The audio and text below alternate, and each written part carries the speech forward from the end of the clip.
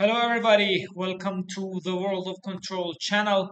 I'm Mohammed, and in this video I want to design a full state feedback controller for the 2 degree of freedom robotic arm. So let's get started. As you can see in this slide, we have the model of the 2 degree of freedom robotic arm. As you can see, we had these Denevit-Hartenberg parameters in the previous videos of uh, this system. Because of that, I do not explain them anymore. You can watch the previous videos about the 2 degree of freedom robotic arm to understand these slides.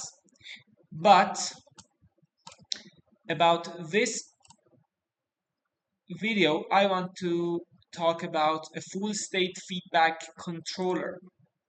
As you can see, we derive the matrices of our dynamics, and then we have our dynamics such as q double dot equals to m of q inverse multiplied by q minus c of q times q dot minus g of q. So now we need to change our representation of our dynamics. So we assume the state space variables as theta 1, theta 2, theta dot 1, and theta dot 2. The state space model would be like this. We have 4 equations, and then the full state feedback controller has such this formula that has minus k 2 times 4 multiplied by the x. That x is our state space variables. K here is the gains of our controller. So let's simulate this controller to see the results. As you can see, we have the dynamics of our system in this Simulink file.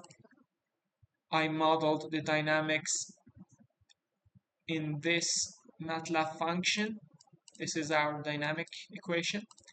So we need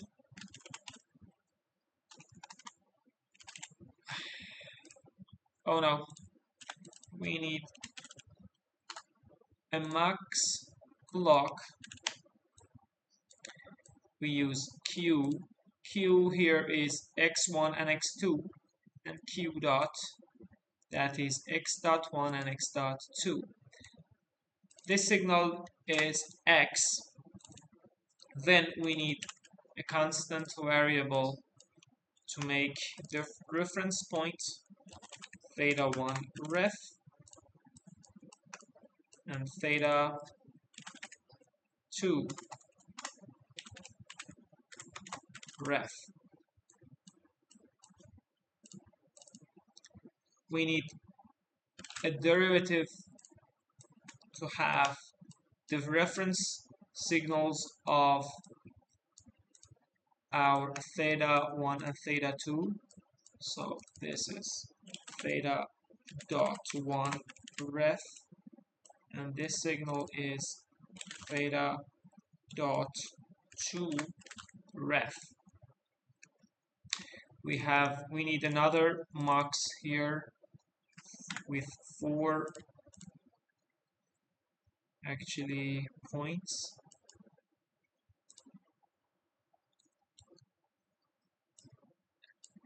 And now we have to connect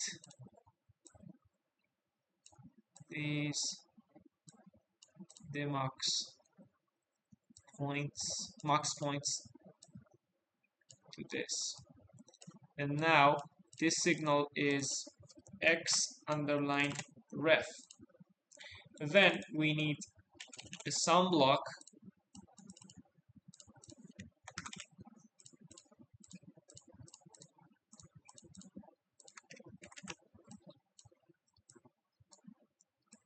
now we have our error. And then we have our full state feedback gain.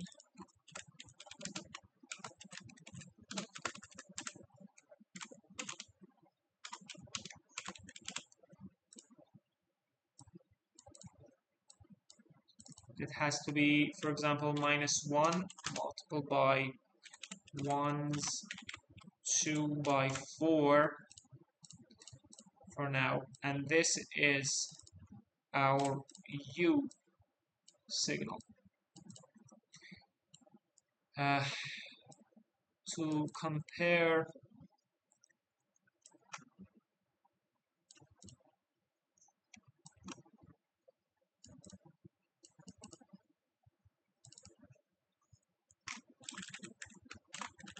the two signals, we need to add them to the scope.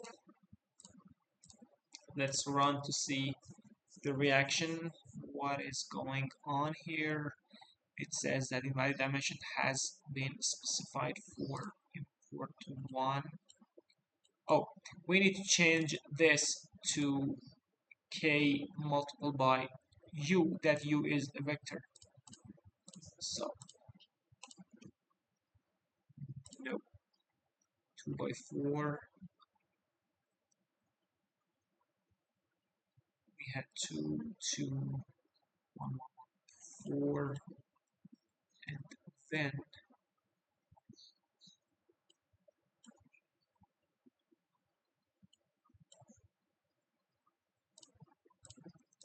this is 4.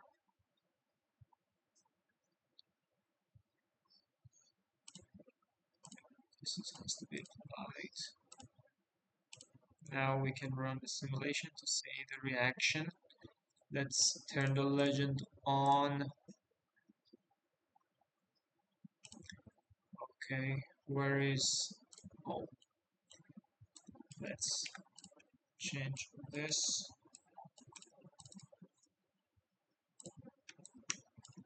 To this. Theta 1. Theta 1 ref. So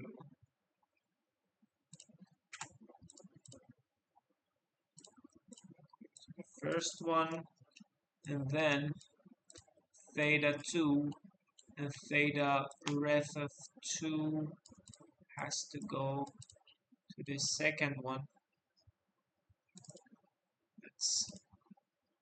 Okay. Let's run the simulation to see the reaction. Okay.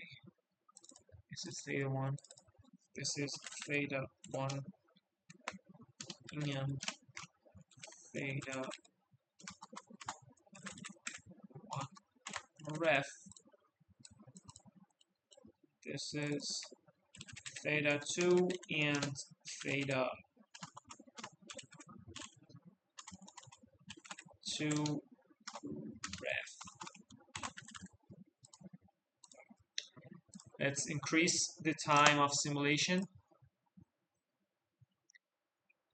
As we can see, we cannot see a nice operation with our system. It means that our gains